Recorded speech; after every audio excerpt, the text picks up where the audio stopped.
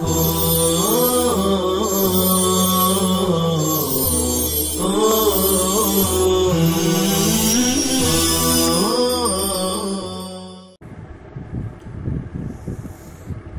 اللہ الرحمن الرحیم۔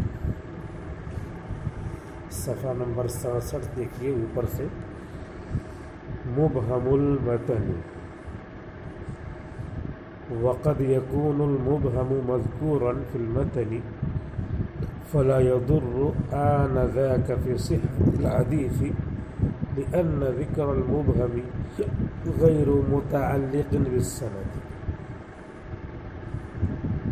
ومثاله ما أخرجه مسلم من حديث جابر بن عبد الله رضي الله عنه قال: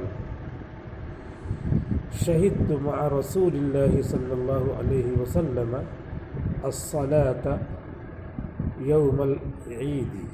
شهدت الصلاة يوم العيد فبدأ بالصلاة قبل الخطبة بغير أذان ولا إقامة، ثم قام متوكئا على بلال فأمر بتقوى الله وحث على طاعته ووعظ الناس وذكرهم، ثم مضى حتى أتى النساء فوعظهن وذكرهن. قال: تصدقن فإن أكثركن حطب جهنم.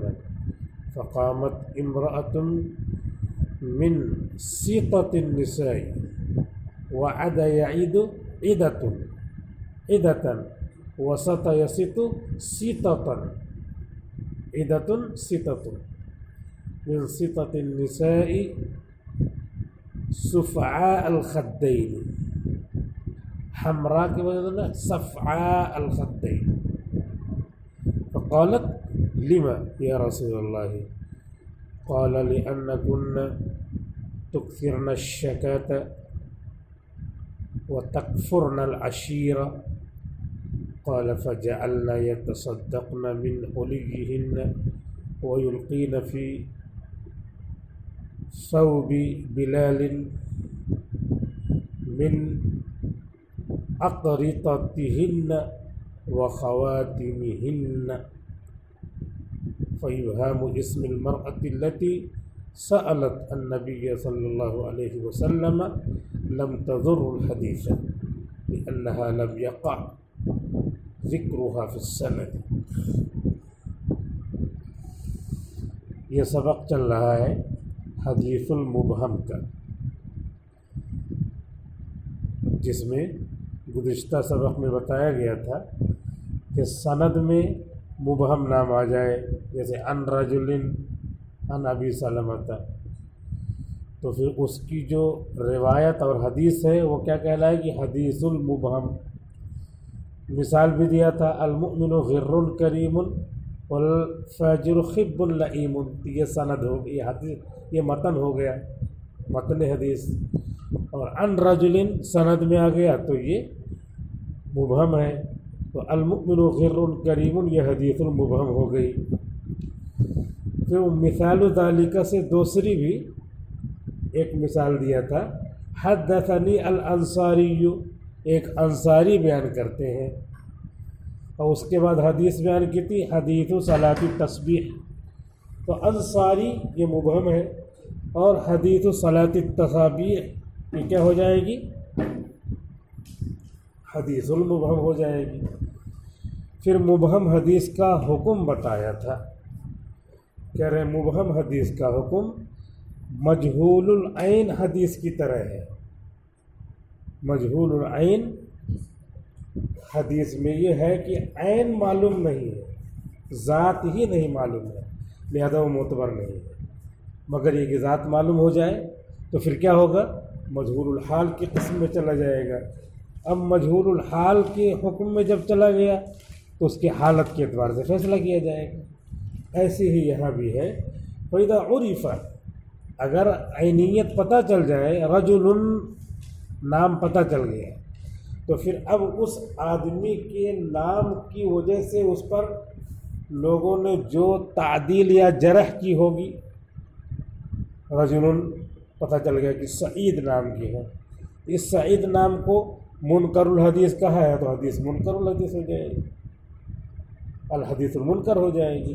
ان کو کذاب کہا ہے تو حدیث موضوع ہو جائے گی، اور ان کو ضابط اور عادل کہا تو حدیث صحیح ہو جائے گی۔ یہ بتایا تھا کہ مبہم حدیث کا حکم یہ ہے کہ یہ حدیث مجہول العین کی طرح ہے، مگر عینیت پتہ چل جائے تو پھر مستور الحال مجہول الحال کی طرح ہو جائے گی، پھر اس کا حال معلوم ہوگا تو حدیث پر عمل کیا جائے گا۔ اب اس کے بعد آج کا سبق ہے مبہم المتن، کہ اگر متن میں ابہام ہو تو پھر کوئی حرج نہیں۔ وقد یکون المبہم مذکورا، اور کبھی کبھی مبہم مذکور ہوتا ہے متن میں تو مضر نہیں ہوگا اس وقت یہ حدیث کی صحت میں، لأن ذکر المبہم غیر متعلق بالسند، اس لیے کہ مبہم کا ذکر سند سے متعلق نہیں ہے۔ حدیث شریف میں آ گیا کہ ایک صاحب آئے اور انہوں نے حضور سے سوال کیا، حضور نے جواب دیا۔ کیا جواب دیا؟ یہ جواب دیا، یہی جواب آپ کے لیے ہے۔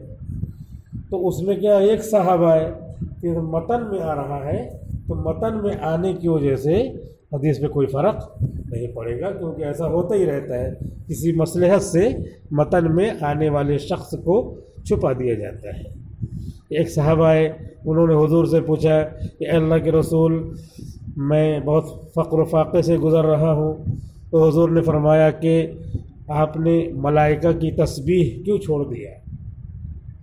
ملائکہ جو تسبیح پڑھتے تھے اس کو کیوں چھوڑ دیا؟ اس کو پڑھو، اور وہی جو ہے مخلوق کی تسبیح اس کو پڑھو تو روزی میں بہت برکت ہے۔ تو حضور صلی اللہ علیہ وسلم نے ان کو بتلایا، پھر وہ جا کر کے پڑھنے لگے۔ اس کے بعد آئے کئی سال کے بعد وہ کہنے لگے کہ اللہ کے رسول، اتنا دولت آ گئی کہ رکھنے کی جگہ نہیں ہے۔ تو اس حدیث پہ انہوں نے عمل کیا۔ کیا تھا وہ ذکر؟ سبحان اللہ و بحمدہ سبحان اللہ العظیم و بحمدہ استغفر اللہ، یہ مخلوق کی تسبیح ہے اور فرشتوں کی تسبیح ہے۔ اس کو پڑھا تو پھر کیا ہے؟ دولت سے گھر پورا بھر گیا۔ آپ نے بتایا کہ اس کو 100 بار پڑھنا ہے، اور صبح صادق، انگلی مت چاٹو، انگلی نہیں چاٹی جاتی، صبح صادق کے بعد اس کو پڑھیے۔ مولانا الیاس صاحب رحمۃ اللہ علیہ اس کو بتاتے تھے کہ فجر کی سنت اور فرض کے بیچ میں 100 مرتبہ اس کو پڑھا جائے، سبحان اللہ و بحمدہ سبحان اللہ العظیم و بحمدہ استغفر اللہ، اشراق کے وقت تک بھی پڑھ سکتے ہیں۔ تو اس میں ایک صاحب آئے، ایک آدمی آئے رجلن، تو یہ کیا ہے؟ مبہم المتن ہے، لہذا وہ حرج نہیں ہوگا، حدیث قوی رہے گی سند کے اعتبار سے، جیسے سند رہے گی ویسی حدیث رہے گی، متن میں ابہام سے کچھ فرق نہیں پڑتا۔ ہم نے وہ دوسری مثال دے دیا، وہ حضرت امام مالک نے حضرت عبداللہ ابن عمر رضی اللہ تعالیٰ عنہ سے نقل کیا ہے، اور وہ جو ہے حدیث مدارج النبوہ میں بھی ہے، اسوہ رسول اکرم میں بھی وہ حدیث موجود ہے۔ لیکن یہاں پہ جو مثال دے رہے ہیں وہ کیا ہے؟ اخرجہ مسلم، وہ حدیث ہے جو امام مسلم نے نقل کیا ہے، جلد نمبر 2 صفحہ 603 پر، من حدیث جابر بن عبداللہ، یہ حدیث جابر بن عبداللہ سے منقول ہے رضی اللہ عنہ، اللہ ان سے راضی ہے۔ قال، حضرت جابر کہتے ہیں، شہدت، میں حاضر تھا اللہ کے رسول صلی اللہ علیہ وسلم کے ساتھ، مع رسول اللہ صلی اللہ علیہ وسلم، اللہ کے رسول کے ساتھ، الصلاۃ، نماز میں، یوم العید، عید کے دن نماز میں موجود تھا۔ عید کی نماز میں گویا کہ 2 رکعت ہوتی ہیں، عید الفطر واجب 6 زائد تکبیروں کے ساتھ۔ فبدأ بالصلاۃ، تو آپ نے پہلے نماز پڑھائی، قبل الخطبۃ، خطبہ بعد میں دیا۔ فبدأ بالصلاۃ، آپ نے پہلے نماز پڑھائی اور خطبے سے پہلے، قبل الخطبۃ یعنی خطبہ بعد میں، نماز کے بعد میں دیا۔ نماز جو پڑھائی اس میں اذان کس نے کہی تھی، اقامت کس نے کہی تھی؟ بغیر اذان و اقامت، اذان نہیں دی گئی تھی، اقامت بھی نہیں کہی تھی، عید کی نماز میں اذان و اقامت نہیں ہوگی، یہ حدیث دلیل ہے۔ ثم قام، پھر آپ کھڑے ہوئے، متوکئا علی بلال، حضرت بلال پر ٹیک لگا کر کے، حضرت بلال تھے، اس پر ٹیک لگا کر کے آپ نے کیا کیا؟ خطبہ دیا حضرت بلال پہ۔ اور اگر جو لوگ یہ کہتے ہیں کہ وہ عصا لے کر کے خطبہ دینا چاہیے، ان کے لیے حدیث دلیل بن سکتی ہے کہ حضرت بلال جاندار پہ جب سہارا لگایا تو بے جان تو سہارا لگانے کے لیے ہے ہی۔ فَأَمَرَ بِتَقْوَى اللَّهِ، لیکن اس کو لے کر کے مکروہ لکھا ہے، تو عصا لے کر کے خطبہ دینا۔ فَأَمَرَ بِتَقْوَى اللَّهِ، اس کے لیے دوسری دلیل ہوگی فَأَمَرَ بِتَقْوَى اللَّهِ، تو آپ نے اللہ سے ڈرنے کا حکم فرمایا، وَحَثَّ عَلَى طَاعَتِهِ، اور اللہ کی اطاعت کی ترغیب دیا، encourage to obey اللہ، حوصلہ دیا کہ اللہ کی فرما برداری کرو، وَوَعَظَ النَّاسَ، اور لوگوں کو واعظ و نصیحت کیا۔ واعظ کس کو کہتے ہیں؟ واعظ کہتے ہیں جس سے دل نرم ہو جائے، اس کو واعظ کہتے ہیں۔ وَوَعَظَ النَّاسَ، اور لوگوں کو واعظ فرمایا، وَذَكَّرَهُمْ، اور انہیں اللہ کی یاد دلایا، تذکیر کیا۔ ثم مضى، پھر آپ آگے بڑھے، اور مردوں کا مجمع تھا، حضرت بلال تھے، اس میں سہارا لے کے آپ نے پوری تقریر کی، پھر ادھر سے گزر کر کے عورتوں کے مجمع کی طرف آئے، وہ بھی نماز پڑھنے آئی تھی، عید کی نماز۔ اس وقت جو ہے خیر القرون حضور کا زمانہ تھا، بعد میں اب جو ہے فتنے کے سبب سے علت پائی گئی فتنے کی، تو فتنے کی وجہ سے یہ حکم نہیں آئے گا۔ ثم مضى، پھر آپ آگے بڑھے، حتی اتى النساء، یہاں تک کہ آپ عورتوں کے مجمع کی طرف آئے، فوعظہن، عورتوں کو بھی نصیحت کیا، ہن وذکرہن، اور ان کو بھی اللہ کی یاد دلایا کہ تم بھی اللہ کو یاد کیے کرو۔ قال، اور آپ نے ارشاد فرمایا، تصدقن، تصدقا، تصدق، تصدقا، تصدقی، تصدقنا، تصدقی، تصدقا، تصدقنا، یہ جمع مؤنث حاضر ہے، نون تاکید ثقیلہ نہیں ہے۔ تصدقنا، تم لوگ صدقہ نکالا کرو، فإن أكثركن، کیونکہ تم میں سے اکثر لوگ، اکثر عورتیں، حطب جہنم، جہنم کی ایندھن ہوں گی۔ سب ڈر گئی، جہنم کی ایندھن اکثر عورتیں ہوں گی، یعنی جہنم میں آگ جل رہی ہوگی، لکڑی میں تم کو لگا دیا جائے گا، یہ لکڑی تم بن جاؤ، وقود، ایندھن۔ فقامت امرأۃ، تو ایک عورت کھڑی ہوئی ہے، امرأۃ اپنا محلی استشہاد ہے پوری حدیث کا، امرأۃ، تو ایک خاتون کھڑی ہوئی، خاتون جمع خواتین، دو عورتیں ٹرین میں سفر کر رہی تھیں، ایک صاحب وہاں بیٹھے ہوئے تھے، تو انہوں نے کہا زور زور مت بولو اپنے ساتھی سے، یہ خواتین ہیں، سفر کر رہی ہیں۔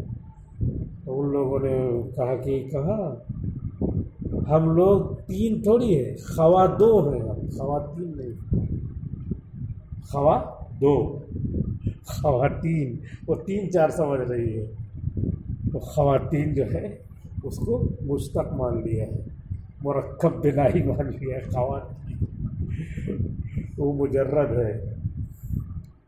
فقامت امرأۃ، تو ایک عورت کھڑی ہوئی، خاتون، من سقط النساء، عورتوں کے بیچ میں سے، مجمع میں سے، صفعاء الخدین، جو کمزور تھی، جس کے رخسار پر گوشت کم تھی، فقالت، یعنی وہ بتا رہے ہیں کہ اس کی کیسی کیفیت تھی، فقالت لما یا رسول اللہ، تو اس خاتون نے پوچھا کیوں ہے اللہ کے رسول؟ قال، آپ نے ارشاد فرمایا لِأَنَّكُنَّ تُكْثِرْنَ الشَّكَاةَ، اس لیے کہ تم لوگ شکوے شکایت بہت کرتے. شکاتا مصدر ہے شکا یشکو شکاتن و شکوا، فعل فعلا فعلت فعلا بفتح، اسی میں ہے کہ شکوا. و تکفرن العشیرہ، اور خاندان والوں کی ناشکری کرتی، معاشرت کی ناشکری کرتی ہو. عشیر ساتھ رہنے والا، سب سے زیادہ ساتھ رہنے والا شوہر ہے، تو حقیقی معنی کے اعتبار سے پہلا مصداق شوہر ہے. اور تکفرن العشیرہ، اور ساتھ رہنے والے شوہر کی ناشکری کرتی. قال، کہتے ہیں فجعلن یتصدقن، راوی کہتے ہیں حضرت جابر، تو سب عورتیں صدقہ کرنے لگی اپنے زیورات سے، ویلقین، اور ڈالنے لگی حضرت بلال کے کپڑے میں. حضرت بلال گئے سب سے لاؤ کیا دینا ہے، کپڑے میں ڈالنے لگی اپنی بالیاں اور اپنی انگوٹھیاں، اپنی بالیاں اور اپنی انگوٹھیاں. یہ حدیث ہو گئی، اور متن ہے یہی. سند ہے جابر ابن عبداللہ، پوری سند نہیں بیان کیا ہے کیونکہ سند بیان کرنا مقصد نہیں ہے، متن بیان کیا ہے. اس میں کہا ہے فقامت امرأۃ، فابہام اسم المرأۃ، تو عورت کے نام کو مبہم کہنا، یعنی قامت امرأۃ نام نہ لینا. التی سألت النبی صلی اللہ علیہ وسلم، جس نے سوال کیا تھا نبی کریم صلی اللہ علیہ وسلم سے. لم تضر الحدیث، یہ حدیث کے لیے مضر نہیں ہوگا. لم تضر، لم تضری، لم تضر، لم تضرر، چاروں پڑھ سکتے ہیں. کیوں؟ اس لیے کہ یضر، یہ کیا ہے؟ یضر. تو یہ جو یضر ہے تو پہلی را، دو را ہوتی ہے نا اس میں، تو پہلی را جو ہے ساکن ہے اور دوسری راہ پہ حرکت ہے، یضر. تو جب لم داخل کریں گے تو یضر، اور دوسری جو راہ ہے اس میں ساکن ہو جائے گا کیونکہ لم جزم دے دیتا ہے، تو لم ہو جائے گا لم یضر، ایسے ہو جائے گا. تو جب ایسے ہو گیا تو دو ساکن اکٹھا نہیں رہتے عربی میں. اجتماع الساکنین، اجتماع ساکنین ناجائز ہے. تو اس وجہ سے اب دوسرے راہ کو کیا کر دیں گے؟ حرکت دیں گے. اور حرکت کئی ہوتی ہے، زیر زبر پیش. اب لم کا خیال نہیں کریں گے. اب دوسرا قاعدہ آیا کہ اجتماع ساکنین کی وجہ سے حرکت دیں گے. تو حرکت دیں گے تو تینوں حرکت دے سکتے ہیں، زبر کی بھی دے سکتے ہیں، زیر کی بھی دے سکتے ہیں، پیش کی بھی دے سکتے ہیں. لم یضر، لم یضری، لم یضر. اور چوتھا فک ادغام بھی کر سکتے ہیں، لم یضرر، لم یضرر، چار طرح پڑھ سکتے ہیں. لم تضر الحدیث، تو یہ عورت کا آنا مبہم، تو یہ عورت لم تضر الحدیث، حدیث کو مضر نہیں ہوئی. لأنها لم یقع ذکرها، اس لیے کہ نہیں واقع ہوا ہے اس کا ذکر فی السند، سند میں اس کا ذکر نہیں آیا. اس کی وجہ سے حدیث مبہم، یہ متن مبہم مضر نہیں ہے. مبہم المتن مضر نہیں ہے. مبہم السند کیا ہے؟ یہ مضر ہے. فمما سبق يمكن تلخيص الكلام على جهالة الراوي كما يلي، تو ما سبق کے مضمون میں سے ممکن ہے کلام کو مختصر کرنا راوی کی جہالت پر، کما یلی، مندرجہ ذیل انداز میں. کیسے؟ الراوی، اس کے بعد نیچے ہے کیا؟ مجہول الحال، پھر مجہول العین، پھر اس کے بعد وہی راوی کیا ہے؟ مبہم السند. پھر وہ سند میں ابہام جو آیا نیچے ہے صحابی اور دوسرے ہے غیر صحابی. اگر صحابی ہو تو مضر نہیں ہے لا تضر، اور غیر صحابی ہو تو حدیث ہو شدید الضعف ولا تفیدہ المتابعۃ، اگر اس کی حدیث میں ضعف شدید ہے تو پھر وہ کیا ہے، معتبر نہیں ہے، کیونکہ مجہول العین ہے، متابعت فائدہ نہیں دے گی۔ اور مجہول الحال ہے تو حدیث ہو ضعیف، ان کی حدیث کیا ہے، ضعیف ہوگی، وَيَنْجَبِرُ إِذَا تُبِعَ، اور جب متابعت لائی جائے تو پھر کیا ہوگا، اس کا نقصان ختم ہو جائے گا، اس پر عمل کر لیا جائے گا۔ بس اب اس کے بعد الکلام علی البدعۃ بعد میں سبق پڑھیں گے، کیونکہ سبق کا وقت پورا ہو گیا ہے، 20 منٹ کا سیشن کمپلیٹ ہو گیا ہے، لہذا ہم بھی سبق کو کمپلیٹ کرتے ہیں، اور آئی سے السلام علیکم ورحمۃ اللہ وبرکاتہ۔